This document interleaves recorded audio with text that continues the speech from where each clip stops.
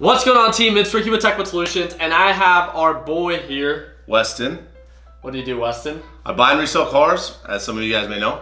Yep. So he's one of the mentors that we have within Flipping Wheels, assisting our members finding the best car deals in their area. How long have you been doing this? Flipping cars or helping people? Flipping cars. Since I was 15. Okay, since you're 15. So, things in general. We were actually talking about, him trading in the stock market. He just started. Some of you guys might be familiar with his day-to-day videos. Now they're going to be most likely weekly videos, right? Yeah. Of his approach of getting started in trading in the stock market. If I'm not mistaken, you're going to take more of a swing trade approach or a very quick day trade if the opportunity presents itself. Absolutely. But one of the things that we were going over today were some of the concepts that he's learned in the past 2 weeks about trading in the stock market, and then he was relating them to his experience investing in cars. And this is something that I think I wanted to talk about because people find it very strange when it comes down to talking about a series of best practices and how to view a stock, because it's so intangible, right? What is a stock? You're just putting money in an account and buying shares, and what does that mean? But when it comes down to buying a car, it's a tangible item, and it makes it that much easier for you to be able to see in the traditional aspect the value. So one of the things that we wanted to cover today is a series of best practices that some of you guys might know when it comes down to buying a car for a good deal and then enjoying it and later selling it for a profit, how you can use those very similar concepts when it comes down to investing in the stock market as well, or just trading in the stock market, depending on your approach. So one of the things that you talked about this morning is becoming familiar with a specific niche within the car. So what are the two or what are the cars that you tend to focus on most? Toyotas, Hondas, of course. Those are the brands in general. And then Here trucks. now in Arizona, right? Yeah. But when you're back in Arkansas, Explorers, trucks and SUVs. I like it. So again, one of the things that he is talking about right now is that when it comes down to getting started investing in the stock market, or when it comes down to getting started investing in the car market, it's where do you start? There's so many cars out there. There's so many stocks out there. How do you narrow it down to what to focus on? And it really comes down just based off of experience, what you relate to most, and maybe the way that you're wired. So for yourself, you love driving trucks. You love driving 4x4s. When have you guys seen me drive a truck? When have you guys seen me drive a 4x4? It's just not something that I'm into. So again, my interest is just not gonna be there, right? So my attention to that small detail of, what can lead to a successful, 4x4 purchase to then later sell for a profit, it's going to be irrelevant, because again, I like focusing on cars. I like focusing on either sports cars or supercars, and that's just where my passion has grown and right now currently at. Same thing when it comes down to trading in the stock market. There's penny stocks, there's OTC stocks, there's momentum stocks. You can go in for swing trades. There's so many different niches, ETFs, there's options, there's Forex, all these different things. So how do you narrow it down to identify what's the best fit for you? Why not practice? We've talked about it multiple times. I know you guys are like, oh my God, here he goes again. Simulation trading. It's practicing and testing out all these different kind of areas and little pockets within the market. Just imagine this. You don't know where to start. You don't know if you should, start trading OTC stocks or penny stocks. They're extremely volatile, the high risk, high reward. But how can you test it out to see if you resonate well with those series of best practices? Start to paper trade and practice with those lower cap stocks. Why not? It's just time and effort that you have to put towards that and actually try to learn from it. If you don't resonate well with a high type of volatility, then maybe moving into a market that moves a little bit slower, a little bit more of a conservative investor. So focusing on Fortune 500 companies that are showing consistent uptrends on the 180-day chart, and then all of a sudden due to bad earnings, pull back, they offer a good deal, you buy it as it confirms an overall reversal, and then you can sell it as it corrects itself. Again, there's so many ways for you to be able to get into this. Or for myself, what is it that I'm known for trading most? D-gas and U-gas. ETFs, right? Natural gas ETFs, that's something that I have a huge focus on. Some people like it, some people really don't. And that's fine. I'm not, here to tell you that, hey, ETFs are the best things that you should trade. Whenever you hear something that hey, options are the thing for you, stocks are the thing for you, penny stocks are the things for you.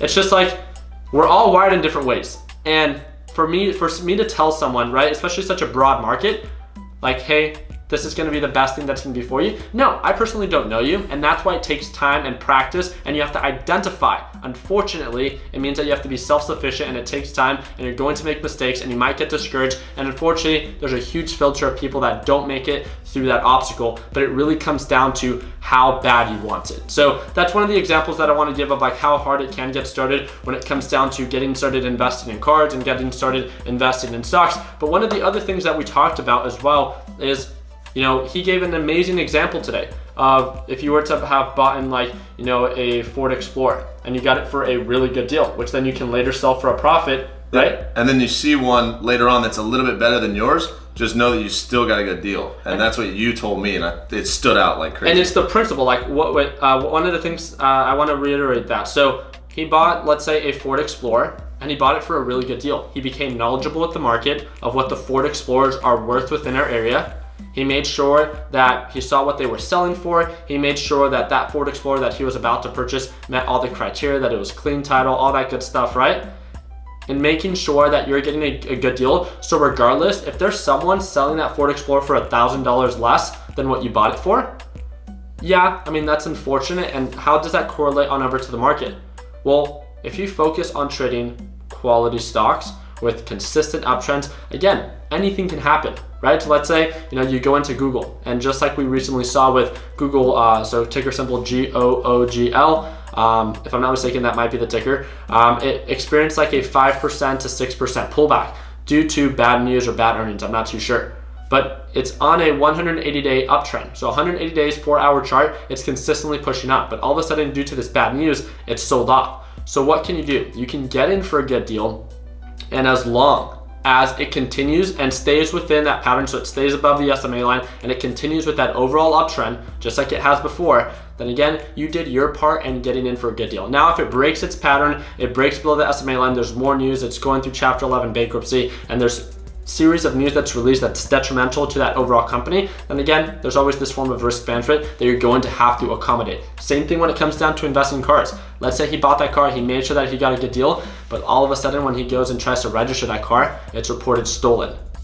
It's like, you did everything. You made sure that you were getting a good deal. Mechanically, it was, fine. And when it came down to registering it, unfortunately, it ended up being that it got stolen. So you either have to, I don't know what happens when it gets reported stolen. You just take a loss.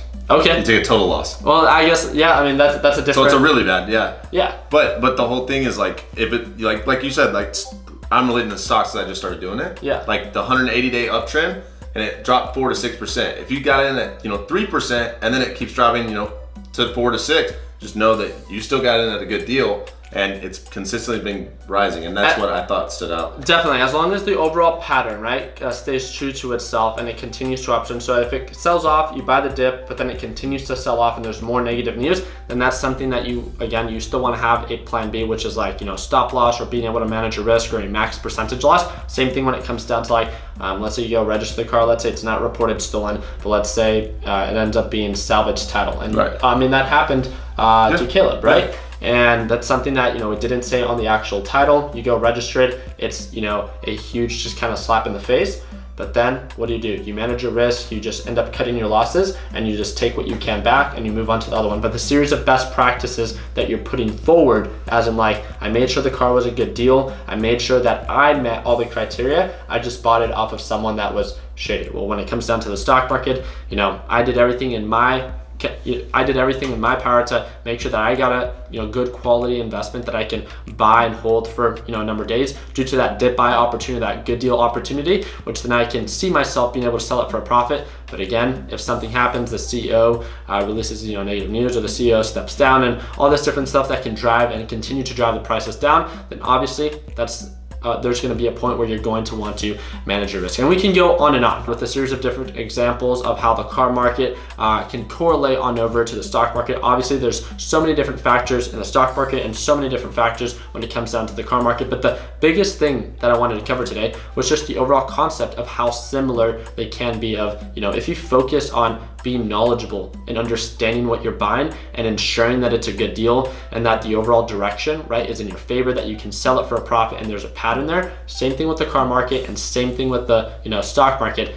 it's something that you can utilize and really implement in various different markets, such as real estate and such as drop shipping, and the list kind of goes on and on. So that's why I've always tried to empower our members, regardless, if you see value in the stock market or not. I think that the stock market can act as a huge catalyst for someone's success in learning these series of concepts and then being able to implement that in whatever you wish, right? And starting your own business, maybe, invested in cars, real estate, or whatever that might be. But again, it starts with learning these principles that you learn from and practice in the stock market. I think that's really it. I think you explained it well. Yeah, so I really do appreciate your guys' time. Let me know what you guys think about this series of best practices and this series of concepts that we talked about. Do you think it makes sense? Do you think there is some form of correlation? Or do you think that the stock market is much more difficult than the overall car market? Yeah, so feel free to share your opinion. Again, I'm gonna put Weston's link in the description. That's gonna be the first one down there. Feel free to check out his YouTube channel. Not only does he make videos about investing in the car market, but he just started trading, and he sometimes shadows me. So if you're part of the Learn Plan Profit Group, you might see his face from time to time during our live trading sessions. But one of the things that he's doing is, again, he's a beginner trader. He's just recapping his trades and talking about, what's worked well for him, what he needs improvement on. And if you guys would like to follow someone else that's just getting started, Weston can be a good alternative. So really do appreciate you guys' time. I hope I earned your thumbs up. Don't forget to comment and subscribe. And like always, let's make sure that we end the year on a green note. Take it easy, team.